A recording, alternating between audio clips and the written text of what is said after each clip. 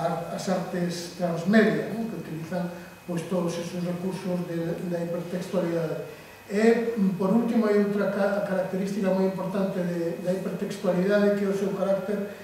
fragmentario e ao mesmo tempo multilingüístico, multicultural, é dicir, digamos que os libros, xeralmente os textos analóxicos, estaban concebidos para unha lectura completa, é dicir, indudablemente todos coñecemos novelas como Rayuela de Cortázar, que de algún xeito establecía un certo tipo de interactividade por parte do lector, é dicir, na medida que podías abordar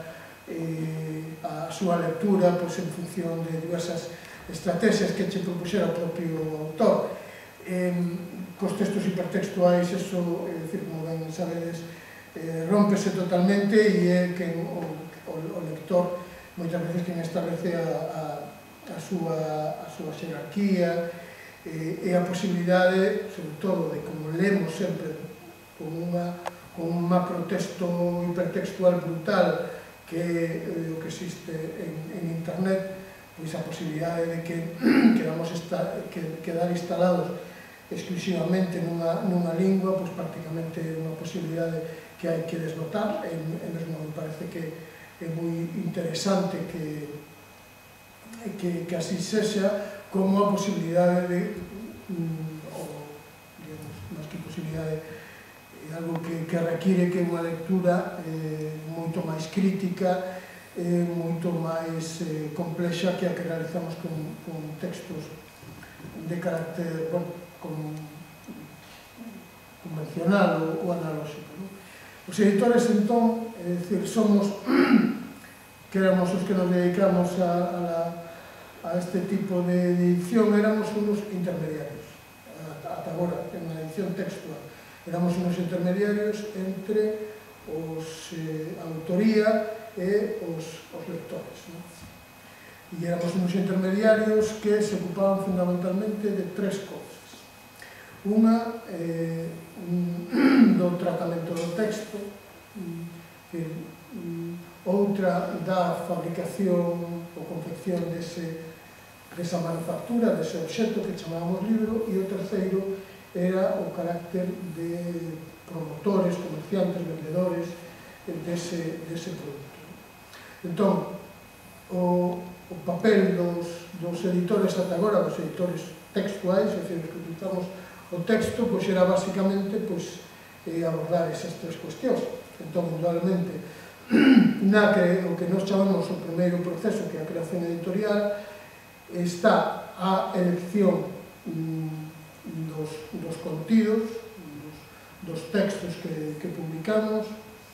encadrarlos nun contexto determinado, que nos chamamos coleccións ou proxecto editorial. Despois, un proceso para que, non me gusta tampouco utilizar palabras inglesas, pero tradicionalmente é o que se vai dicindo, que é o editing, que é o tratamento do texto en unha conversa permanente co autor. Que se hoxe pudiese acompañarnos Marcos Calveiro, como tiñamos previsto, pois el falaría precisamente que a conversa que se inicia un autor e un editor non finaliza o momento de dicir, bueno, me vas a editar o libro, porque os editores normalmente os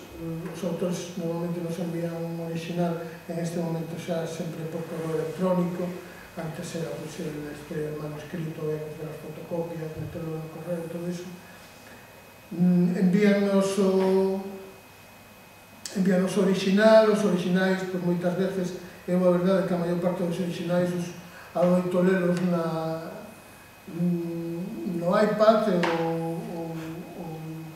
ou no e-reader, porque é máis cómodo para nós, fundamentalmente porque recibimos moitos e vamos acumulando e non temos que facer constantemente fotocopias e todos estes asuntos, non? É dicir, Unha vez que decimos, bueno, pois vamos adiante con tal texto, vamos a publicarlo na colección narrativa, en función do calendario que temos, normalmente hai que agardar bastante tempo, a veces probablemente sempre máis dun ano, para publicar un libro, por menos no noso catálogo.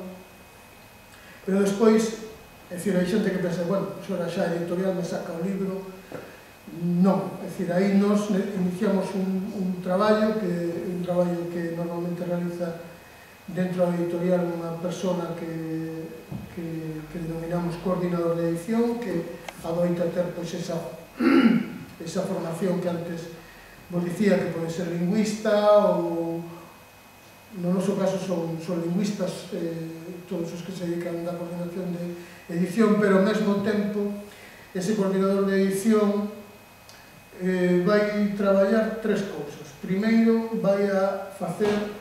unha revisión profunda do texto, utilizando os criterios, un criterio ortotipográfico, é dicir, vai a quitar, vai a sinalar as faltas de ortografía existentes no texto. Parece mentira que os escritores comentan faltas de ortografía. Desgraciadamente todos a veces podemos incorrer en alguna destas incorreccións ou grallas, e ao mesmo tempo vai a facer outro traballo ainda máis sutil, que vai a ser facer unha lectura literaria, en algúns casos, no caso de tratarse dun tema dunha obra literaria, ou vai a facer un traballo máis de coherencia interna, de identificar problemas de rapport que poden existir, sobre todo nas novelas é o que máis se adoita. E nese sentido, esa revisión literaria que vai a facer non vai a ter o mesmo carácter que a revisión ortotipográfica, porque a revisión ortotipográfica vai a misa, é dicir, se son 2 puntos, son 2 puntos, e se hai unha incorrección sintáctica por un pronome mal colocado, pois eso non é discutible, porque é unha convención. Pero a outra é un elemento que forma parte da conversa co autor. E, nese sentido, pois, todas esas anotacións que van a lápiz ou van a outro, se a corrección ortotipográfica vai en vermello, pois esa vai en azul, eso supón un contraste importante, unha colaboración importante entre autor e editor. É dicir, ningún editorial sensata publica un texto que non estivese referendado 100% polo autor. Entón, esa macana que podedes escoitar, é dicir, foi unha editorial e a editorial púsome